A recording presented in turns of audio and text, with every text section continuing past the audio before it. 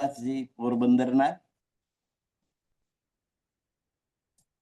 દિલ્હીથી શેખ બદલ કાયમુલ્લા, સુરતના ભીમજીભાઈ, ખંભાતથી સોમજીભાઈ,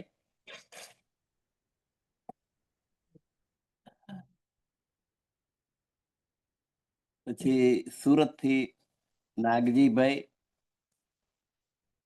ખીમજીભાઈ બુંદેલખંડના, દયારામ દિલ્હીના, ચિંતામણી ઠઠ્ઠાનગર એટલે આજનું કરાચી, ચંચળદાસ બનારસી, ગંગાદાસ દાસભાઈ દિલ્હી. આ 12 મરણિયા ઔરંગઝેબના રાજ્યમાં ગમે ત્યારે કતલ થઈ જવાની બીક એટલે એમને મરણિયા કહેવાય. કેટલી હિંમત કે રાજ્ય સત્તાની સામે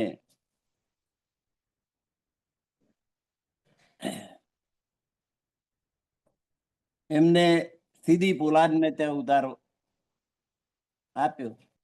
પછી શેખ ઇસ્લામ કાજી પાસે 3 દિવસ લઈ ગયા. રૂક્કો વાંચી ઔરંગઝેબે શેખ સલેમાનને નોકરીમાંથી કાઢી મૂક્યો. એની જગ્યાએ શેખ નિઝામના બેટા અબ્દુલ્લાને રાખ્યો. ઢંઢેરો નમાજ પડવા જતી વખતે ફરિયાદી હાજર થાય એટલે લાલદાસજી ને નિર્મલદાસજી પેલો રૂપકો આપ્યો તો અબ્દુલ્લાએ ફાડી નાખ્યો. આ બધી બનેલી ઘટના એની આ 12 મરણિયાએ પ્રાણનાથજી તો આમેરની પહાડીમાં બેઠેલા છે. પ્રાણનાથજીને ખબર આપી કે આવું આવું બન્યું. બીજે દિવસે પ્રાણનાથજી ચાંદની ચોકની છત્રીની હવેલીમાં આવ્યા અને મસ્જિદમાં જઈને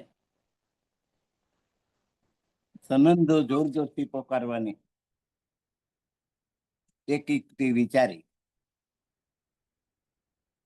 સનંદો ગાવા લાગ્યા એટલે એનો જે ઇમામ હતો મસ્જિદનો બડો ઉતરી આવ્યો અને એને ઔરંગઝેબની સાથે આ 12 મરણિયાનું નામ આપણે સાંભળી ગયા ને, ઔરંગઝેબ સાથે મુલાકાત કરાવી. દિલ્હીનો આખા હિન્દુસ્તાનનો બાદશાહ ઔરંગઝેબ એની સાથે મુલાકાત કરવી કે કંઈક બોલવું આગો પાછો જો જીભ લપસી તો ફાંસીની સજા. ઔરંગઝેબે કઈ સમજ ના પડી એટલે સીધી પેલા પોલાદને બોલાવીને એમને સોંપી દીધા કે અમની વાત સાંભળો શું કહે છે. એને સમજ ના પડી એટલે એને કાજીને સોંપ્યા. કાજી સાથે વાર્તાલાપ થયો.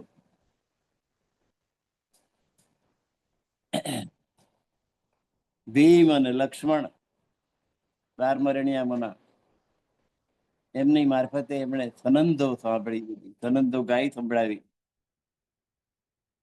અને એનો પુરાવો હદીસ ગ્રંથોમાંથી આપ્યો જેનો એ ઇનકાર ના કરી શકે.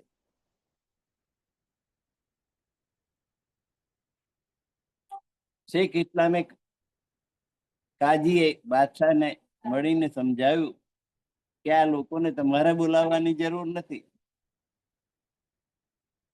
હું વાત કરીને તમને સમજાવી દઈશ. બાદશાહે કોઈ પણ હિન્દુ મળવા જાય એટલે ઔરંગઝેબ બાદશાહ મુસલમાન એને શંકા પડે કંઈક કાવતરું ના આવીને કોઈ ઘાતક હુમલો કરી દે તો.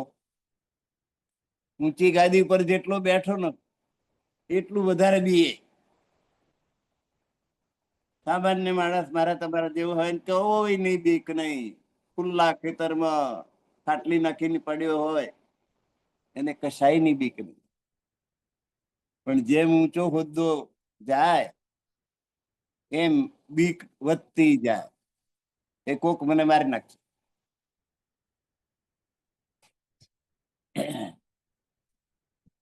12 જણને સીધી પોલાદે નજરબંધ રાખ્યા.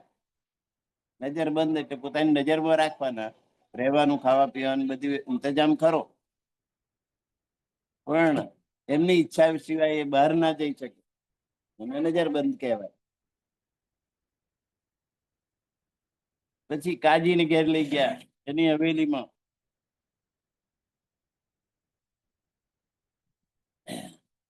હવે આ 12 મરણિયાઓને હિંમત નહીં હારવા માટે મહામતી સ્વામી શ્રી પ્રાણનાથજીએ એક 2 પત્રો લખ્યા, એક ટૂંકો પત્ર, એક લાંબો પત્ર.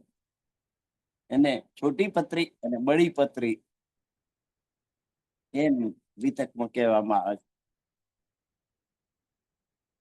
એ તમે દિલાસો આપવા માટે કે હિંમત ના હારશો. હા, 12 બ્રહ્મ સૃષ્ટિનો સંઘર્ષ દિલ્હીમાં ચાલતો હતો ત્યારે સ્વામીજી કામા પહાડીમાં હતા. ત્યાંથી આમેર શહેરમાં આવ્યા, એના રાજાને મળ્યા અને ઔરંગઝેબ સામે લડવા માટે એને કહ્યું કે તમે સમા થાઓ. આ એક મુસલમાન આખા હિન્દુસ્તાન પર રાજ કરે, તમે બધા રાજાઓ. કમનસીબ એ કે રાજાઓ અંદર અંદર લડે, દરેક પડોશી દુશ્મન જ હોય. દરેક રાજ્યના ચારે બાજુના જે રાજાઓ હોય એ બધા દુશ્મન, એટલે અંદર અંદર ઝઘડી મરે ને એનો લાભ લઈને દિલ્હી આખા હિન્દુસ્તાનના ગાદી ઉપર મુસલમાન બાદશાહ એના રાજાને મળ્યા અને ઔરંગઝેબ સાથે યુદ્ધ કરવા કહ્યું, પણ એ તૈયાર થયો નહીં. આ નાના નાના 586 રજવાડા, એની પાસે લશ્કર શું હોય? ઔરંગઝેબનું તો સાગર જેવું વિશાળ લશ્કર, એને પોસાય. પછી સ્વામીજી 1-2 દિવસ રોકાઈને સાંગાનેર ગયા. એમને સાથે જાગ્રત થયેલા જે સુંદર સાથ નો સમુદાય હતો એમને પહેલેથી મોકલી દીધો. ત્યાં આગળ મુકુંદાસજી ઉદયપુર થી આવ્યા, સાંગાનેર આવ્યા અને સુંદર સાથમાં જ્ઞાનની ચર્ચા કરવા લાગ્યા. દિલ્હીની ઘટનાઓથી વાકેફ થઈને શ્રીજીને મળવા આમેર ગયા. આમેરમાં મોટો કિલ્લો છે. પ્રાણનાથજી સંગાનેર ગયેલા જાણી પાછા સંગાનેર જવા રવાના થયા. રસ્તામાં શેખ બદલ સામે થયા, સાથે થયા, 1 થી 2 ભલા. પણ આગળ ગયા તો ચોર લૂંટારાનો ત્રાસ, લૂંટારા મળ્યા, માંડ એમાંથી બચ્યા. માર ખાવો પડ્યો. વિતક કઈ પહેલી વસ્તુ મારે ખાધો, લૂંટારાનો માર. પૈસા ના હોય તો માર પડે, હોય તો લૂંટી લે. ત્યાંથી જેમ તે કરીને ભાગી છૂટ્યા. ઉદયપુર જવા માટે નીકળ્યા, રસ્તામાં એક નાનકડું ગામ આવ્યું. એટલે કઈક ગામમાં જઈએ તો કઈક ખાવા પીવાનું કશું મળે, ભૂખ્યા ને તરસ્યા. ત્યારે એક દુકાન આગળ પ્રાણનાથજીને બેઠેલા જોયા. ઓહો, જેમને મળવા માટે તો આપણે તલસી રહ્યા છીએ, એ તો અહીંયા નાનકડા ગામમાં છે. એક દુકાન આગળ પ્રાણનાથજી બેઠેલા.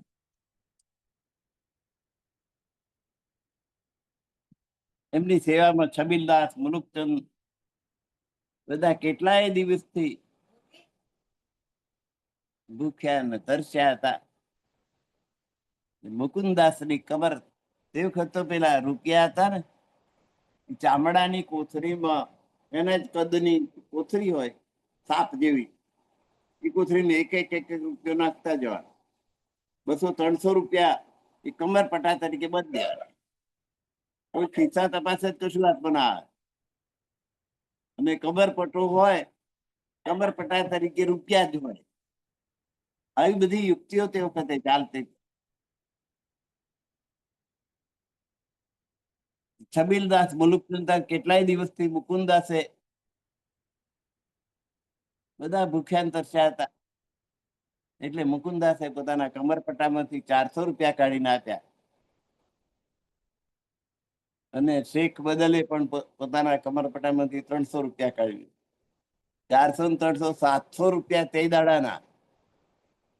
રૂપિયો ઉઠાવતા જીવ ના ચાલે, એટલી કિંમત રૂપિયાની. એમાંથી ભોજનનો પ્રબંધ થયો. પ્રાણનાથજી ને એમની સાથે સુંદર સાથ નો મોટો સમુદાય હતો. જાગ્રત થયેલા એ બધા, એ બધાના ભોજનની વ્યવસ્થા આ 700 રૂપિયામાંથી થઈ. હવે ઉદયપુરની આજુબાજુમાં જરગા પંથી હતા, આનંદ માર્ગી. ત્યાં આપણને જે રીતે આનંદ થાય ને એ રીતે આનંદ કરવો, બસ. આનંદ એ જ મોક્ષ. જરગા પંથી હતા, આનંદની અનુભૂતિ.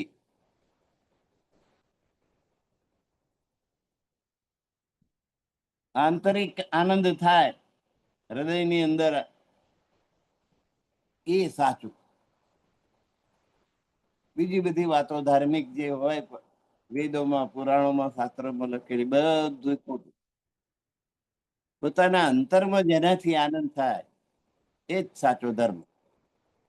આવું માનનારા જરગાપંથી. એમને જગાડવા માટે પ્રયત્ન થયો.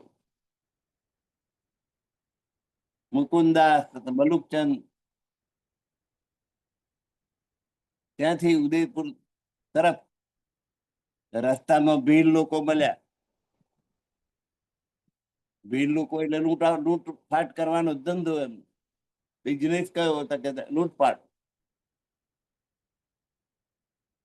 એમનાથી બચવા માટે ભાગ્યા, દોડ્યા, સંતાયા, જેમ તેમ કરીને બચ્યા.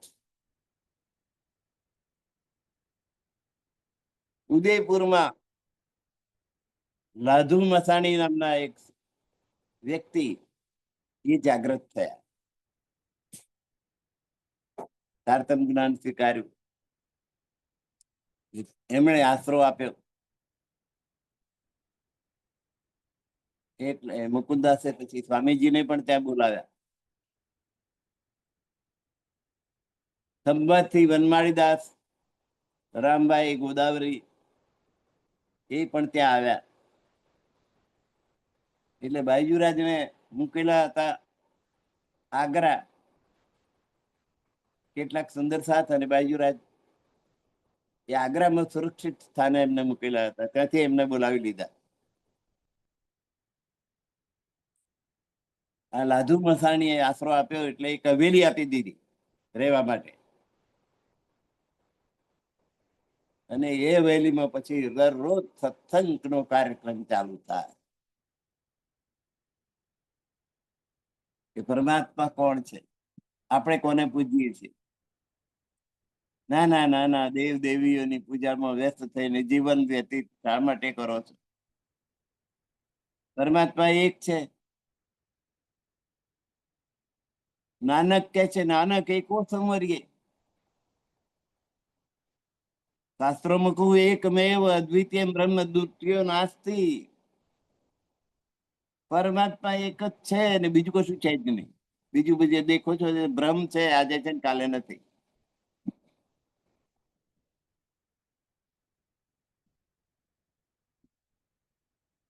ઇસ્લામ કે છે એક ખુદા માબૂદ.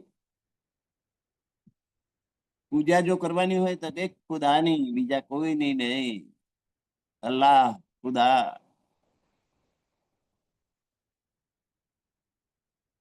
બધા આ ધર્મો એમ જ કે છે કે પરમાત્મા એક જ છે અને એ જ પૂજનીય છે, બીજું કોઈ પૂજનીય નથી. દરરોજ સત્સંગ થવા લાગ્યો.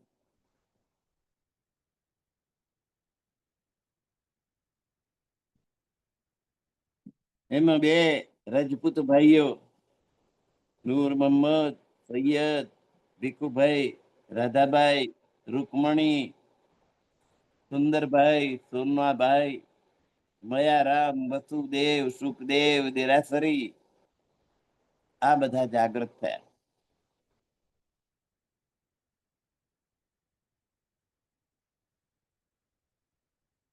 બાર મરણિયા જે હતા એ બાર બ્રહ્મ સૃષ્ટિ એક આગળ લખ્યો કે ભાઈ આપણી વાત ઔરંગઝેબ પર ઔરંગઝેબને વિશ્વાસ નથી અને એ દંડા સિવાય માને એમ નથી. એટલે ઔરંગઝેબને મળીને પરમાત્મા વિશેની વાત સમજાવવી એ બધું હવામાં મેલ ચણવા બરાબર છે. શ્રીજીએ પત્ર લખ્યો કે તમે ઉદયપુર પાછા આવી જાઓ. જો બાદશાહ જાગવાનો જે ના હોય, જો સમજાવવાથી સમજી જાય એવું હોય તો બહુ સહેલો સરળ રસ્તો થઈ ગયો, પણ તો નથી સમજવાનો. તો પછી હવે તમે ત્યાં બેસી રહેવાનો, કોઈ દિલ્હીમાં રહેવાનો મતલબ નથી. તમે ઉદયપુર આવી જાઓ. શેખ ઇસ્લામ પાસે રજા માંગી કે ભાઈ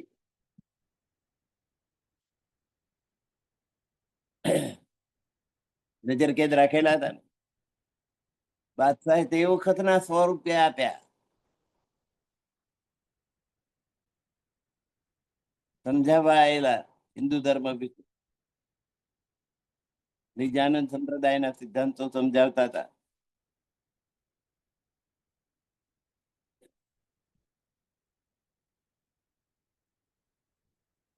ત્યાંથી વિદાય આપી. 100 રૂપિયા બાદશાહે આપ્યા. હવે ત્યાંથી વેશ પલટો કરી ઉદયપુરમાં આવ્યા. બાદશાહને જયારે મળવા જાય ત્યારે મુસલમાની ડ્રેસ પહેરીને જવું પડે, હિન્દુ થઈને જાવ તો સાંભળે જ નહીં. પાછો વેશ પલટો કર્યો અને ઉદયપુરમાં આવ્યા. ઉદયપુરમાં દરરોજ સત્સંગ થવા લાગ્યો પ્રાણનાથજી. ઘણા સુંદર સાથ જાગૃત થયા. આપણી વાત સામાન્ય ગળે ઉતરે તો જાગૃત થાય. જે રીતે કામ થાય એ રીતે પણ આપણે આ કામ કરવું, જાગણીનું કામ કરવું જોઈએ. રોજ સત્સંગ થાય, રોજ ધર્મ ચર્ચા થાય, પરમાત્મા કોણ છે, ક્યાં રહે છે, શું લીલા કરે છે, પરમાત્મા અને પરમધામની જ વાત. ઘણા સુંદર સાથ જાગૃત થયા.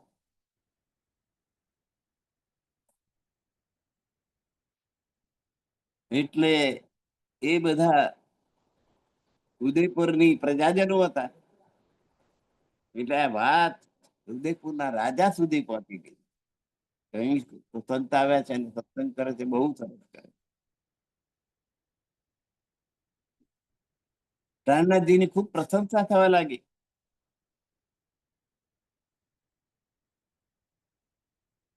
એટલે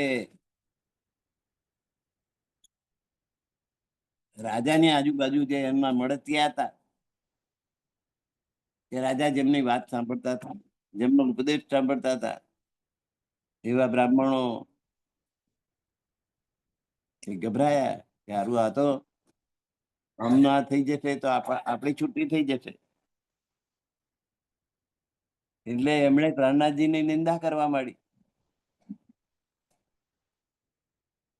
રાજાએ જોયું કે આ બ્રાહ્મણો કે છે એ વાત સાચી, કે પ્રાણનાથજી કે છે એ વાત સાચી, સાચું શું? એના માટે 10-12 પોતાના આશ્રિત પંડિતો હતા, એમને બોલાયા, દરબારના પંડિતો,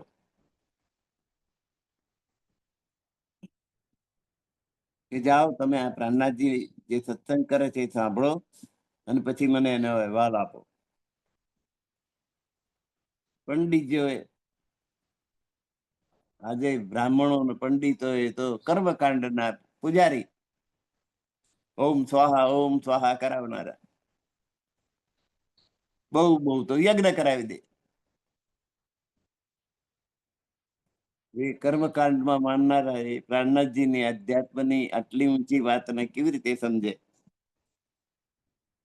પંડિતો આવ્યા, ઊંચા તત્વજ્ઞાનની વાત સાંભળી,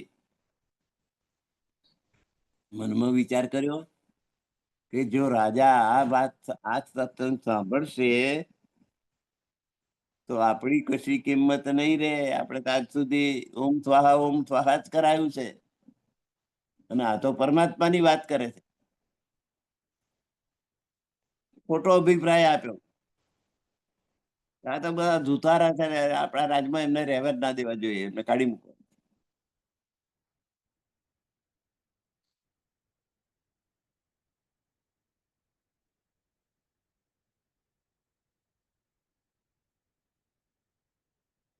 ખોટો અભિપ્રાય આપ્યો.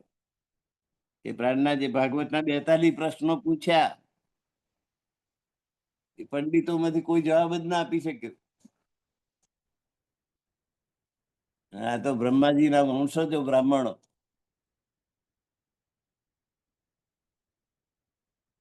બ્રહ્માજી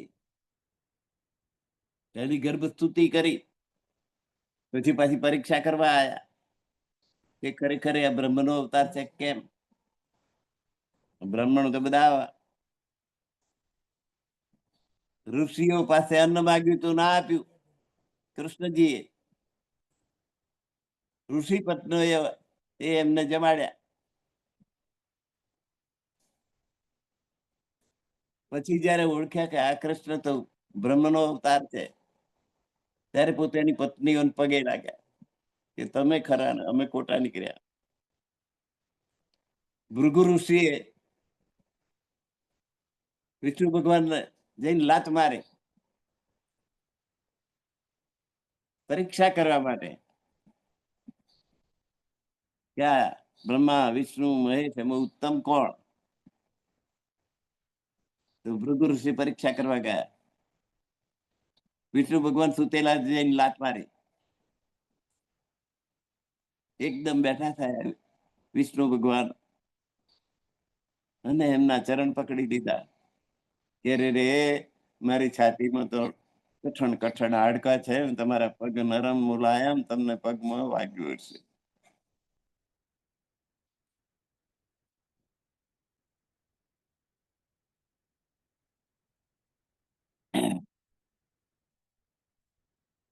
બ્રાહ્મણો તો આવા બધા.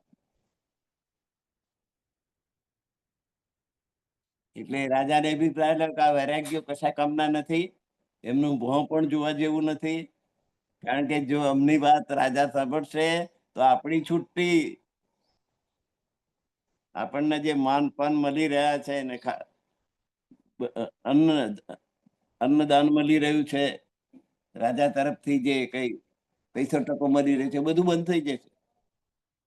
રાજ્યમાંથી જે આવક આપણને થઈ રહી છે બધું બંધ થશે જો આ સત્સંગ સાંભળશે તો. એટલે કહ્યું કે એમનું તો મોં જોવા જેવું નથી. તલાવને કિનારે પ્રાણનાથજી નો ઉતારો હતો. એક હવેલી હતી, એમાં ઉતારો હતો. ત્યાં સત્સંગ ચર્ચા થતી.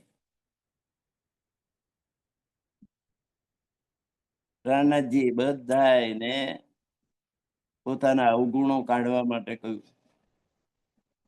સૌને ભદ્રવેશ કરાયો કે કોક ઊંથણું પહેરેલું છે ને કોકે તો ટોપી પહેરી છે ને કોઈ કઈ પાઘડો બાંધ્યો છે ને એ જાત જાતના વિચિત્ર માણસો બધા જેટલા જાગૃત થયા એ બધા જુદી જુદી જ્ઞાતિના ને જુદા જુદા પહેરવેશ વાળા હતા. એ બધાને શોભિતો વેશ સફેદ વસ્ત્રો ધારણ કરાયા.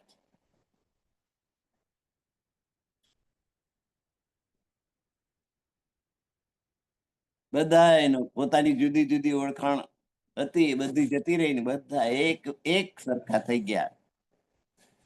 એટલે રોયે ધોયે રાજી ભયે બધા. પેલું તો રડવું આવ્યું પોતાનું ગયું એટલે. પછી રાજી થયા, પછી નાચવા લાગ્યા, કૂદવા લાગ્યા, ખુશ ખુશ થઈ ગયા કે આપણે બધા એક સમાન થઈ ગયા. કોઈ ઊંચોય નહીં, કોઈ નીચોય નહીં. કાઢે અવગુણ અપને, પોતાનામાં જે દુર્ગુણો હતા, સ્વામીજીએ કહ્યું કે તમે સમજીને જ પોતાના જે દુર્ગુણો હોય છોડી દો. તમારા શું દુર્ગુણ છે બીજાએ કહેવાની કે જોવાની જરૂર નથી, તમે પોતે જુઓ અને એનો ત્યાગ કરો. કાઢે અવગુણ આપણે બધાએ પોતાના અવગુણ કાઢીને લે જબરાઈ જૂથ ધનિકા. અને પછી આપણો ધણી એક જ છે એનો જૂથ તો એનો આવ્યો. ઘણા સુંદર સાથ અહીં જાગૃત થયા. દયારામ, ચંચળદાસ, ગંગારામ, બનારસી, મોહન, ચતુર્ભુજ, ઇનાયત ખાન, મુરાદ, અબ્દુલ નબી, સલાત યાર, ઇલિયાસ,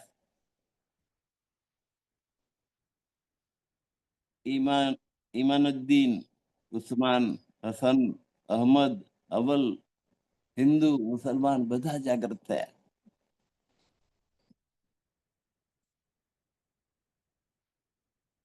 હવે બ્રાહ્મણોએ તો ખોટો અભિપ્રાય આલ્યો કે અમને તો આપણા રાજમાં રહેવા દેવા જેવા નથી, કાઢી મૂકો. મારે તપાસ કરવી જોઈએ. એ રાજા છુપા વેશે આવ્યો ત્યારે ત્યાં તો રાસલીલાના કીર્તનો ચાલે સત્સંગમાં. અખંડ રાસ કેવી રીતે થયો, રાસની રામત. રાસની રમઝટમાં મેં ગેલા ગેલા થયા હતા.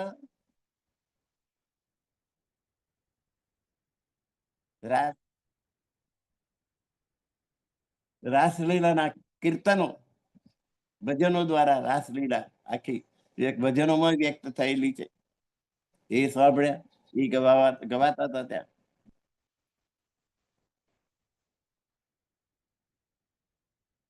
સ્વામીજી કહેતા હતા, એ બ્રહ્મ સૃષ્ટિ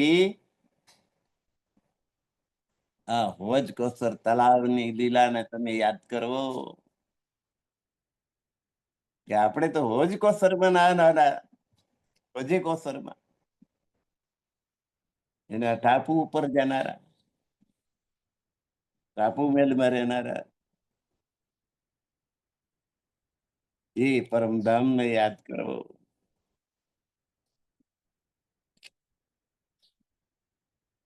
યુવામાં દિલ્હીના બાદશાહે ઉદયપુરના રણા ઉપર ચડાઈ કરી, સંદેશો મોકલાયો કે મુસલમાન થાવ, ઇસ્લામ ધર્મ સ્વીકારો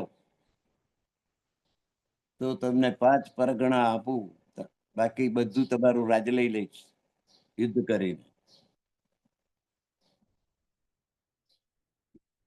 પ્રાણનાથજીએ કહ્યું તેના રાણા રાજસિંહને કે ગભરાશો નહીં, અમે ઔરંગઝેબ સાથે ચર્ચા કરીશું અને એને પાછો વારી દઈશું. એટલે પેલા પંડિતોને તક મળી ગઈ નિંદા કરવાની કે આ સંતોના રાજ્યમાંથી ખોટી સલાહ તમને આપે છે અને આખું રાજ્ય છે તમારું, એમને કાઢી મૂકો અને લૂંટી લો.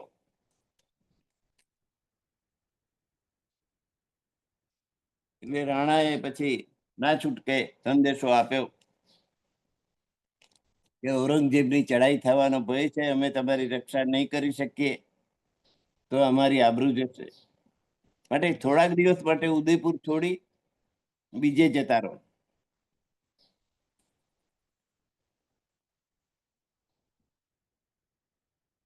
નાના રાણાએ કહ્યું,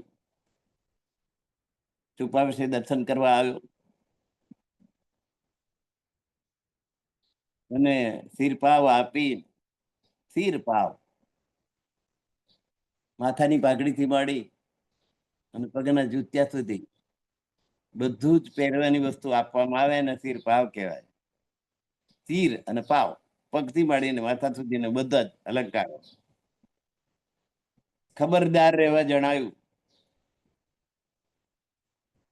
બધા સુંદર સાથે નિર્ગુણી વેશ ધારણ કર્યો, સફેદ વસ્ત્રો. કોક હૂંથણું પહેરેલો હતો ને કોક પાઘડી બાંધેલી હતી, કઈક જાત ટોપીઓ જાત જાતની પહેરેલી હતી. બધું કાઢીને એક સરખું કરાવી દીધું. નિર્ગુણ વેશ ધારણ કર્યો. બધો કિંમતી સામાન હતો, બધો તેના ગરીબ ગરબાનો વેચી દીધો. અને પોતાની પાસે શું રાખ્યું? આ તુંબડી કુબડી, તુંબા એટલે પેલું તુમડી હોય છે, તુમડી નું અંદરથી બધું કાઢી નાખી પોલું કરો એટલે એમાં પાણી ભરવું જ ભરાય એવું, એવી વ્યવસ્થા. અને પકડવા ને એને અંદરનું કોચીન બનાવેલું હોય, પકડી પણ શકાય પાણી ભરીને. ગોદડી, એક પાથરી ઓઢવા માટે ગોદડી, આટલું સાથે રાખ્યું. બધા ભદ્રવેશ થઈ ગયા. પ્રાણનાથજી સાથેના જે સુંદર સાથ હતા એ જાત જાતના વેશ ધારણ કરેલા હતા. પંજાબ નો હોય તો બધું પંજાબી પહેરેલું હોય, ગુજરાત નો હોય અને ગુજરાતી વેશ પહેરેલો હોય, દક્ષિણ ભારત નો હોય તો લુંગી પહેરેલી હોય.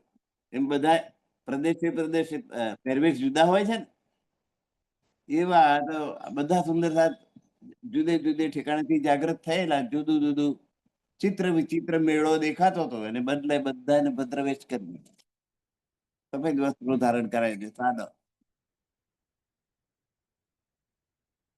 ઉદયપુરમાં રહીને ખૂબ સત્સંગ કર્યો. ઘણા સુંદર સાથની જાગણી થઈ. લાધુ મસાની, અમરાજી, દેવજી, હરસુંદર, મંગલજી, ગિરધર, ગેલાજી, મનાભાઈ, હિંમતભાઈ, કેશવ, બેનીદાસ, શોભા, ભીમા, ભોગી, વીરજી, પ્રેમદાસ, જગન્નાથ, લક્ષ્મીદાસ, નારાયણ, વસુદેવ, પલેવાસ, મોટીબાઈ, ગુંજાબાઈ, કમલાબાઈ, ખુશાલી, લાલબાઈ, નાગરબાઈ, ભત્તુબાઈ, કેસરબાઈ, મનાભાઈ, ગંગાબાઈ, ગંગીબાઈ, લાડબાઈ, કૃષ્ણા, બાલભાઈ, સોના, ફૂલા, જીવી, દેવબાઈ, સહુબાઈ, ગંગા, જન્નુ, તારુ, લચ્છુ, ફૂલબાઈ, ભોગન, મથુરી, ગૌરી, મનુ, અમેખી, દાની, ખેતી, મની, બેરાઈ ગઈ, નાની, ગોમાબાઈ, ગોમા, વીરબાઈ, નાથી, લખી, ભાગબાઈ, તારા, અમદુ, પૂરબાઈ, સનીબાઈ, ગંગબાઈ, ભાનાબાઈ, અમૃત, અમૃતદે, કર્મા, ચીમા, સહેલી, કાનભાઈ, મનાદે, ચીમા, સજની, દીપા, આ બધાની જાગણી થઈ. ઔરંગઝેબે ચડાઈ કરી તે સમયે પ્રાણનાથજી ઉદયપુર થી રામપુર આવ્યા. ત્યાં દુધલાઈ ગામમાં પૂરણદાસને ત્યાં ડેરા નાખ્યા. દુધલાઈ નામનું ગામ છે. પૂરણદાસ નામની વ્યક્તિ એમને ઘેર ઉતારો. દુધલાઈ થી મંદસોર, ત્યાંથી મંદસોર ગયા. મંદસોરમાં હરિપ્રસાદ ને ત્યાં ઉતારો.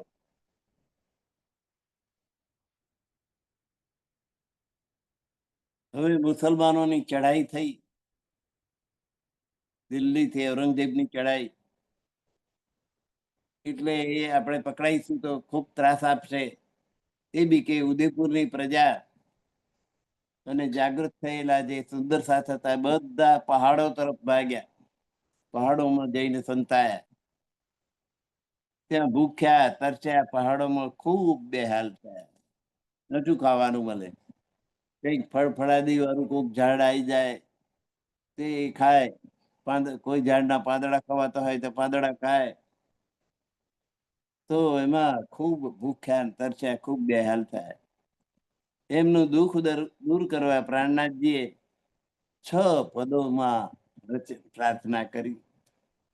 તે પછી તેમના દુઃખોનું નિવારણ થયું. 6 પદો આપણા કિરંતનમાં છે.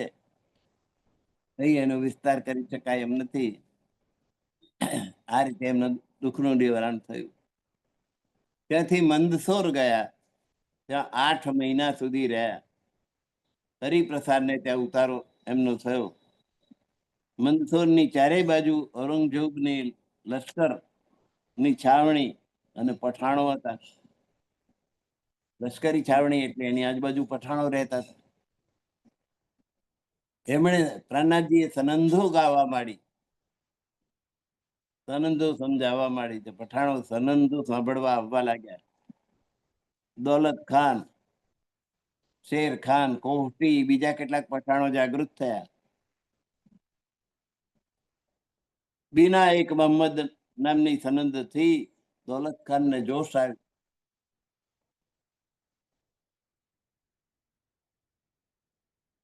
ઇબ્રાહિમ કુરાનની સુરતનો ઉતારો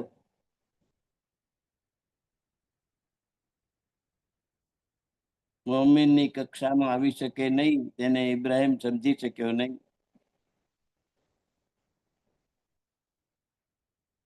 સરા કો પાલને વાલે સુન્ની, સરા એટલે નીતિ નિયમ, એમના ઇસ્લામના જે નીતિ નિયમ પાળનાર હોય એ સુન્ની કટ્ટર મુસલમાન હોય, અને શિયા એ હિન્દુ ધર્મથી પ્રભાવિત થયેલા એટલે નરમ સ્વભાવના. તો આ જે નીતિ નિયમ પાળનારા હોય એ મોમિનની કક્ષામાં આવીને, મોમિન એટલે બ્રહ્મસૃષ્ટિ, એ મોમિનની બ્રહ્મસૃષ્ટિની કક્ષામાં આવી શકે નહીં. કે નીતિ નિયમ પાળનારા, કે આમ 11 વાગે આમ કરવું, આટલા વાગે આમ કરવું, પેલું આમ કરવું, પછી આ કરવું, પછી આ કરવું, એ નીતિ નિયમ જે કરતા હોય અને પ્રેમથી જે થતું હોય, બેમાં બહુ ફરક છે. નીતિ નિયમ વાળી ઈશ્વરી સૃષ્ટિ કહેવાય, અને પ્રેમને આગળ કરનારી એ બ્રહ્મ સૃષ્ટિ કહેવાય. બેમાં ફરક છે.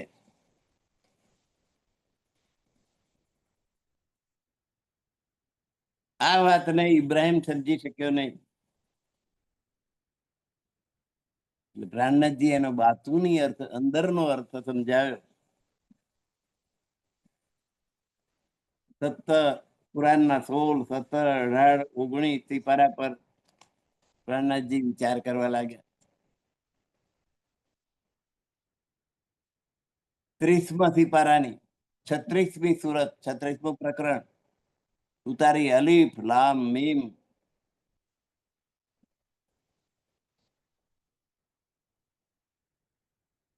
સિપારા એટલે પ્રકરણ. કુરાનની નકલ કરાઈ. એ કુરાનમાં શું લખેલું છે? મોહમ્મદ સાહેબ ધ્યાનમાં પરમાત્મા પાસે ગયા. પરમાત્માથી એક ધનુષ છેટે 5-6 ફૂટની દૂર ઉભા રહી એમણે પરમાત્મા સાથે વાતચીત કરી. એ વાતચીત એમને બધી યાદ રહી ગઈ. એને ગ્રંથસ્થ કરી, તેનું નામ કુરાન. હવે આ કુરાનમાં માનનારા મુસલમાનો પરમાત્માને નિરંજન નિરાકાર કહે છે. વિચાર તો કરો, જો પરમાત્મા નિરંજન નિરાકાર હોય તો એક ધનુષ છેટે કેવી રીતે ઉભા રહ્યા મોહમ્મદ સાહેબ? ખુદાથી એક ધનુષ છેટે ઉભા રહીને એમણે રદ બદલ કરી, અને ખુદાએ 90,000 હર્ફ આપ્યા, અને એ એમને ખુદાની મહેરથી એમને યાદ રહ્યા. એ આવીને એમણે ગ્રંથસ્થ કર્યા, તેનું નામ કુરાન. તો પેલા એક ધનુષ છેટે ઉભા રહ્યા એ વાત ખોટી કે ખરી? આજે ઇસ્લામ ધર્મ પરમાત્માને નિરંજન, ખુદાને નિરંજન નિરાકાર ગણે છે, પણ એટલું નથી સમજતા. પરમાત્મા આ પંચમહાભૂત ના બનેલા નથી. હાડકા, લોહી, માંસ, ચામડા, રગો એનાથી નહીં. હાડ, માસ, લોહી, રગા ઉપર ચામ મઢાય, 10 દ્વાર રચે નરક કે जिस दिन बहे बलाए ये સૂચ કેસે હોય એનું બનેલું આ શરીર. ખુદાનું શરીર એવું નથી, દિવ્ય સાકાર છે, દિવ્ય સ્વરૂપ છે, પરમાત્મા સ્વરૂપ છે. અને એવું અહીં કોઈ દાખલો નથી, કેવી રીતે બતાવી શકાય કે પરમાત્માનું શરીર આમના જેવું છે? બીજો કોઈ દાખલો છે નહીં. તો પરમાત્મા દિવ્ય સાકાર છે, દિવ્ય તત્વના બનેલા. આવા હાડ માંસ લોહી રગા એવું બધું એમના શરીરમાં નથી. આ પંચ મહાભૂતનો દેહ પંચ મહાભૂતમાં મળી જવાનો. જેટલું પંચ મહાભૂતમાંથી બનેલું છે એ બધાનો સ્વભાવ એક દિવસ થઈ જવાનો છે, જેને પ્રલય કહે છે. એ પ્રલયમાં કશું બચવાનું નથી. એક દિવ્ય સાકાર પરમાત્મા જ બાકી રહેવાના. પરમાત્મા નું સત અંગ અક્ષર બ્રહ્મ તે બાકી રહે. પરમાત્માનું આનંદ અંગ એ શ્યામા મહારાણી ને 12,000 બ્રહ્માંગનાઓ એ બાકી રહે. એટલું જ અખંડ છે, બાકીનું બધું ક્ષર છે, નાશવંત છે.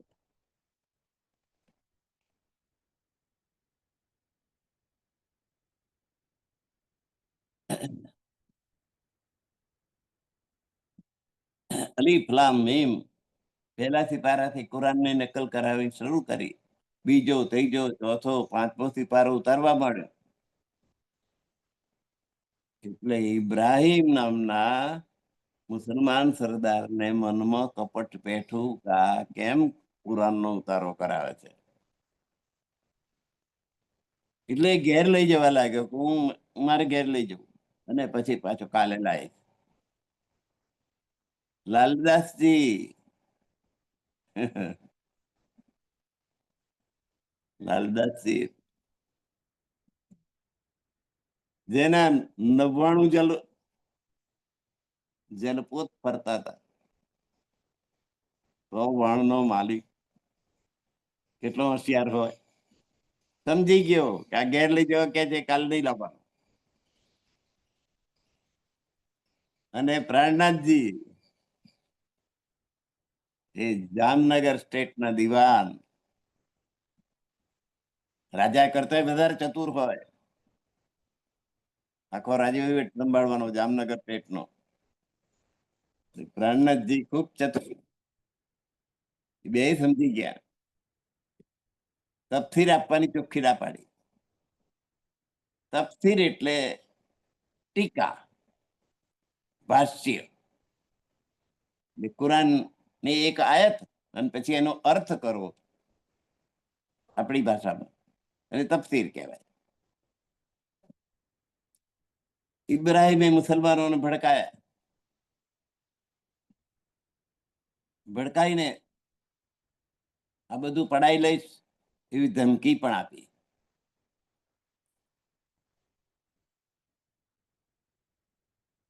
પણ પ્રાણનાથજી ની સનંદોથી જે પઠાણો જાગૃત થયેલા, પ્રાણનાથજીની મદદે આવ્યા. અને મોહમ્મદ ખાન નામનો જે સરદાર હતો એમાંનો, એને પેલા ઇબ્રાહિમને મારવા લીધો. એટલે પછી બધા શ્રીજી પ્રાણનાથજીને શરણે આવ્યા, માફી માંગી, અને એના ભાઈએ 5મો સિપારો પણ લખી આપ્યો.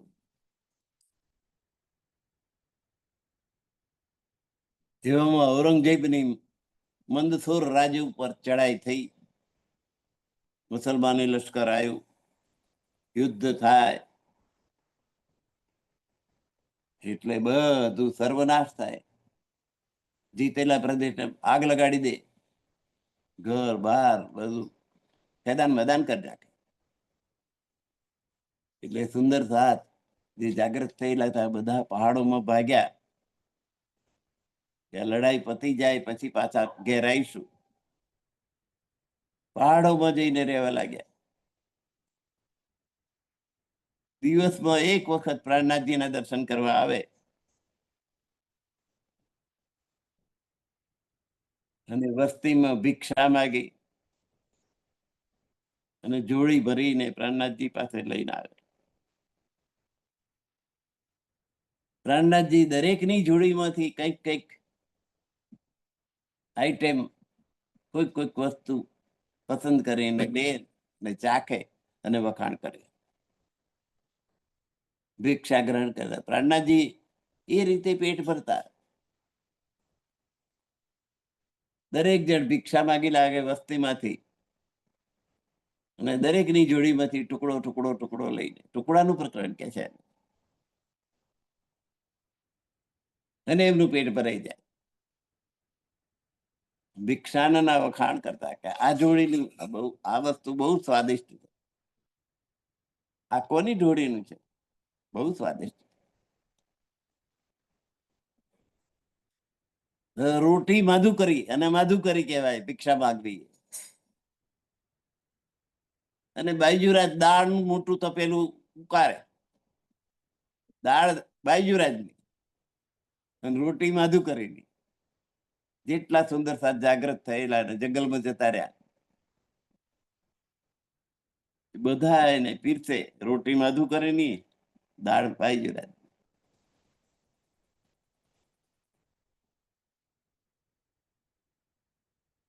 પછી પ્રાણનાથજીએ મુકુંદાસને ઔરંગાબાદમાં રાજા ભાવસિંહને જાગૃત કરવા મોકલ્યા. એને જાગૃત કરો તો આપણને કંઈક ટેકો મળી જાય. આ બધા નાના નાના રજવાડા, ઔરંગઝેબની સામે લડવા કોઈ તૈયાર થાય નહીં એવા મુકુંદાસજી એટલે નવરંગ સ્વામી. પ્રાણનાથજીને જમણો હાથ ને ડાબો હાથ. કોઈ કુરાનની બાબત લઈ અને ચર્ચા કરવા આવે તો લાલદાસજી ને સોંપી દેતા, અને શાસ્ત્રની કોઈ ચર્ચા કરવા આવે તો નવરંગ સ્વામીને સોંપી દેતા, મુકુંદાસને. મુકુંદાસ શાસ્ત્રમાં બહુ પ્રવીણ અને લાલદાસજી કુરાનમાં પ્રવીણ. કોઈ પણ પ્રશ્ન હોય એનો તરત જ જવાબ આપી દે એવા.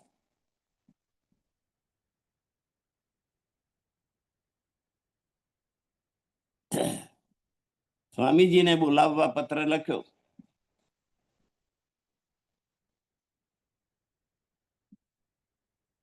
કે તમે અહીં આવી જાઓ. મંદસૌર થી ઔરંગાબાદ અને મંદસૌર થી સ્વામીજી ઔરંગાબાદ જવાની તૈયારી કરવા લાગ્યા. મંદસૌર થી સીતામઉ, ત્યાંથી ઉજ્જૈન, ત્યાં તો પગપાળા જવાનું. ત્યાંથી ઉજ્જૈન 28 દિવસે પહોંચ્યા. ભાદરવા સુદ છઠ. ધનબાઈ ને ત્યાં રહ્યા, ત્યાં સત્સંગ કર્યો. ભગવાન ચૌધરી એટલે મુખી જાગ્યા અને એમણે બધા સુંદર સાથને ભોજન કર્યું, ભોજન નું આમંત્રણ આપ્યું, ઉત્સવ કર્યો. બાબુજી પુત્ર નાનજી, ભગવાનજી નો પુત્ર બુલાજી, કાનજીભાઈ ધનભાઈ નો દીકરો દામોદર, લાલજી, બુલાજી, કાનજી, બેનભાઈ બધા સુંદર સાથ જાગૃત થયા ત્યાં. લાલજી ઉત્સવ કર્યો. એમાંથી લાલજી નામના સુંદર સાથે પોતાને ઘેર ઉત્સવ કર્યો. ઉત્સવ કર્યો એટલે ભજન, કીર્તન, સત્સંગ અને જમવાનું. પછી મોહન નામના સુંદર સાથે ઉત્સવ કર્યો. જોશીરામ, ધનજી બીજા જાગૃત થયા.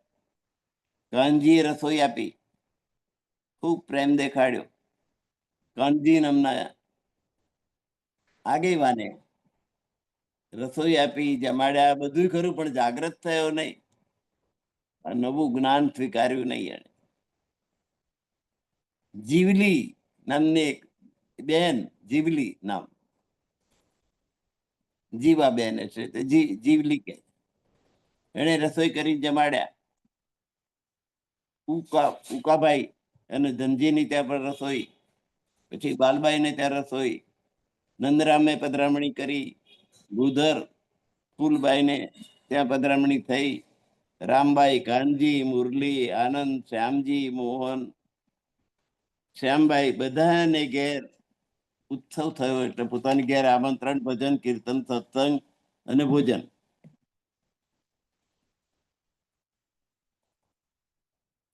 13મે દિવસે નવલાઈ પહોંચ્યા. ત્યાં એક દિવસ સત્સંગ થયો. ત્યાંથી લુનેરે કરીને ગામ છે, ત્યાં 2 દિવસ સત્સંગ થયો. ત્યાંથી બુઢાનપુર ગયા, એક દિવસ સત્સંગ બુઢાનપુર થયો. પછી ઔરંગાબાદ ભાવસિંહ ને ઘેર ગયા. મુકુંદાસ, કેશવદાસ, ખીમાઈ, વલ્લભ ભાવસિંહ ને મળવા ઉપડ્યા. ભાવસિંહ નો રાજગુરુ હતો રામદાસ.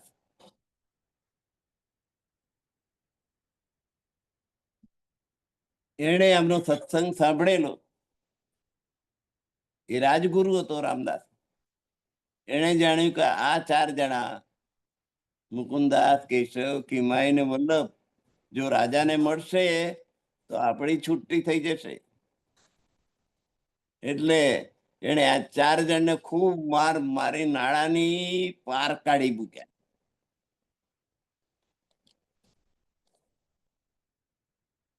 મારીને કાઢ્યા કે ફરી પાછા ના આવે. મુકુંદાસ ને માર તો પડ્યો, પણ એમ ખાલી હાથે પાછા જવાનું ગમ્યું નહીં. એટલે એમણે ભિક્ષા માગી. 2 રૂપિયાની રેશમી કપડાની એક થેલી બનાવી, એમાં પ્રસાદ અને ભાગવતના પેલા 40 પ્રશ્નો લખીને કોથરીમાં મૂક્યા. રાજા દર્શન કરવા દેવીના મંદિરે આવવાના, ત્યારે વેશ બદલી અને એને આ થેલી પ્રસાદ અને સાથે 40 પ્રશ્ન આપી દીધા, કે જે પ્રશ્નના જવાબ એમના પંડિતો આપી શકે. એમ જો જવાબ આપે તો નિજાનંદ સંપ્રદાય સ્વીકાર્યો એમ ગણાય, સ્વીકારવો જ પડે. તો જવાબ આપી શકે, નહીં તો આપી શકે નહીં. રાજાએ પ્રસાદ સાથે પ્રશ્નો જોઈ તે આપનારને દરબારમાં બોલાયા.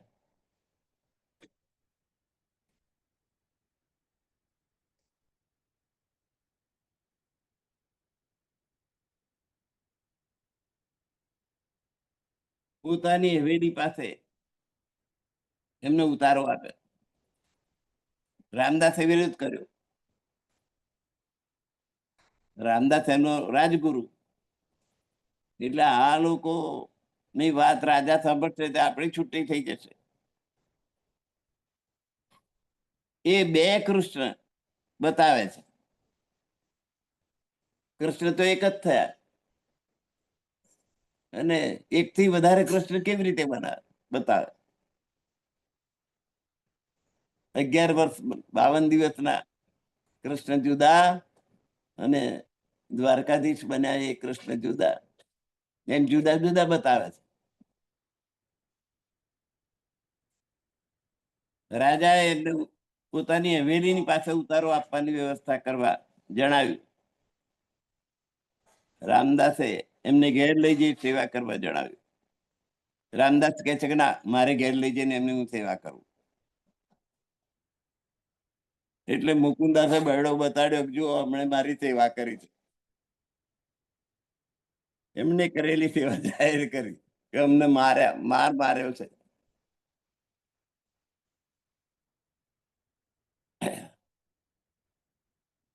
રાજાએ રામદાસને રાજ્ય બહાર કાઢી મૂક્યો. કુલગુરુ હતો એને, આવા સંતોને તું આવી રીતે સત્કાર કરું છું?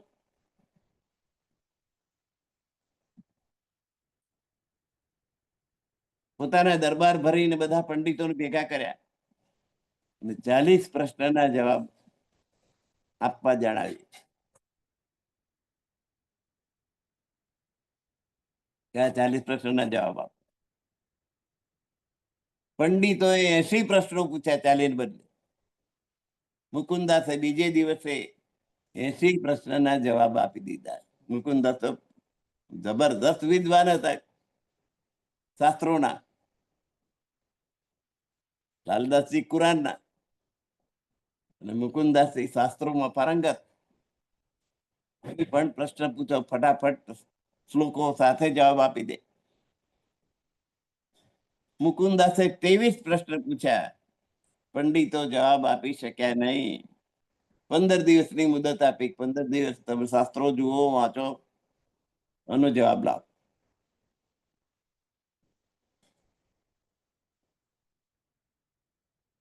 આ પંડિતો મુકુંદાસને મળ્યા કે અમારો રોટલો શું કરે ખોવડાવો છો તમે? તમારા પ્રશ્નોના જવાબ અમારાથી થવાના નથી. અમારી રોજી જાય છે. એટલે મુકુંદાસે રાજાને સમજાયા, ભાવસિંહને, કે એમનો અડધો પગાર ચાલુ રાખો. એ શું એમના પૂર્વજો પાછા આવે ને સ્વર્ગમાંથી તોય જવાબ નહીં આપી શકે.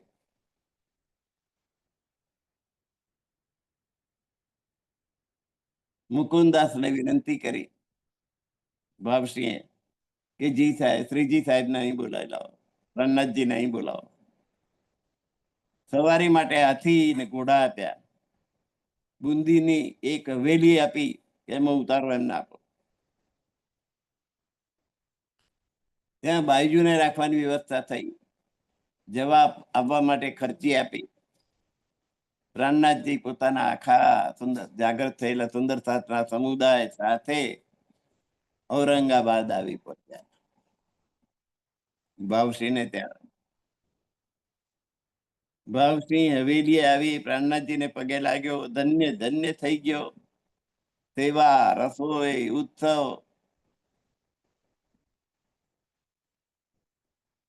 નરસિંહ મહેતાનું ભજન ગાય, જેમ સુંદર સાથ નાચે એમ રાજા નાચે.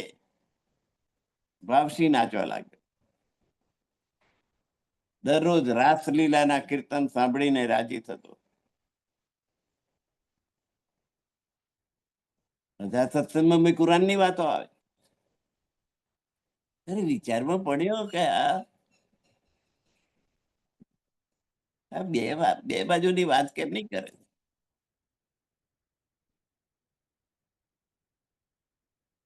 આ કયામતની વાત કરે છે.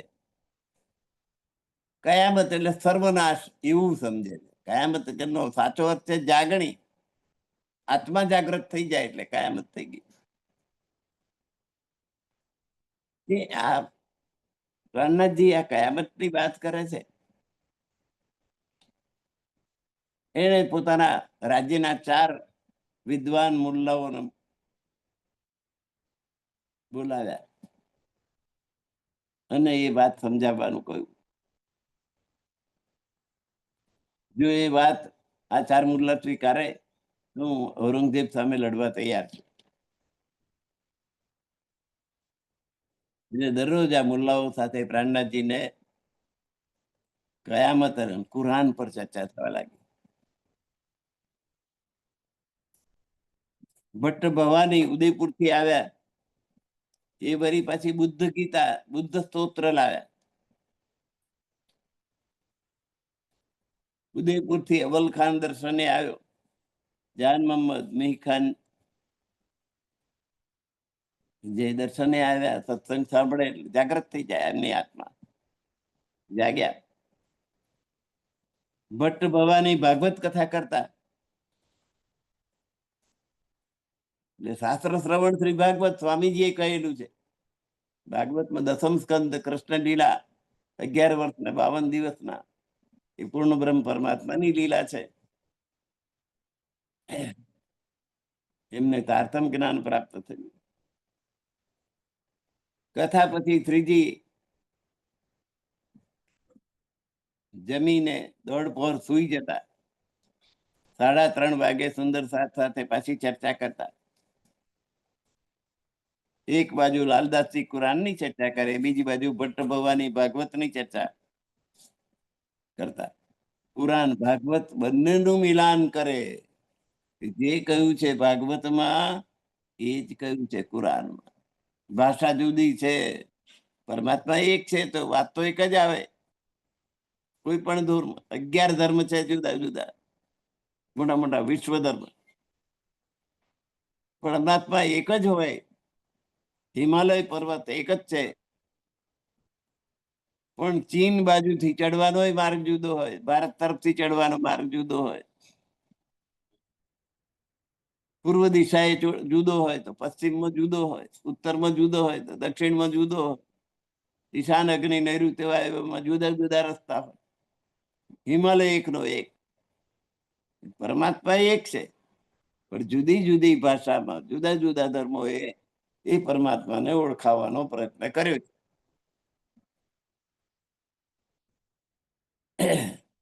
જહાન મોહમ્મદ અર્ધપક્વ લાલદાસજી સાથે વાદ વિવાદ થયો. શ્રીજીએ એને પડતો મૂક્યો. બીજે દિવસે પાછો શરણે આવ્યો જહાન મોહમ્મદ. 8 દિવસ કથા સાંભળી. એને પ્રશ્ન થયો કે કબરમાંથી મળના બેઠા થશે.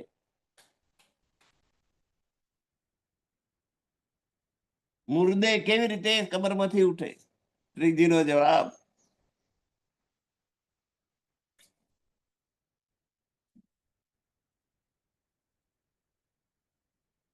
કે કબરમાંથી મળના બેઠા થવા મતલબ કે આ શરીર છે એ કબ્રસ્તાન છે, અને એમાં અજ્ઞાની જીવ છે એ મળદું છે. એ જયારે પરમાત્માનું જ્ઞાન પ્રાપ્ત કરે ત્યારે બેઠું થઈ જાય, જીવતું થઈ ગયું એમ કહેવાય. મહાકારણમાંથી માંડી 3 તકરાર, વ્રજ, રાસ, જાગણી, આત્મા શરીર રૂપી કબરમાંથી જાગૃત થાય, એને કબરમાંથી મળતા બેઠા થાય કે એમ બાતુની અર્થ, અંદરનો અર્થ સાચો અર્થ ગણાય. મોડી રાત સુધી ચર્ચા થતી, સાથ વિદાય લીધો, પછી ભોજન, નિદ્રા, સાથે રાસની રામતો ગાય સવાર સુધી.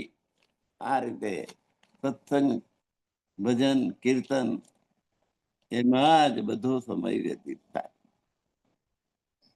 તો આવી હતી આપણી આવી તક. આજનો સમય અહીં પૂરો થાય છે અને વિતકનું અહીં હું સમાપન કરું છું. બાકીની વિતક આવતીકાલે લેવામાં આવશે. તો સર્વ સુંદર સાથના ચરણોમાં મારા કોટાન કોટી પ્રણામ. પ્રણામ સુંદર સાથજી. ગુરુવર્ય ગણેશકુમારજીના ચરણોમાં કોટાન કોટી પ્રણામ. પ્રણામ પ્રણામ પ્રણામ પ્રણામ. આખા કાર્યક્રમનો ભાર જે પોતાના સભા ઉપર ધારણ કરી રહ્યા છે પ્રવીણચંદ્ર વૈદ્ય સાહેબને પણ મારા પ્રણામ.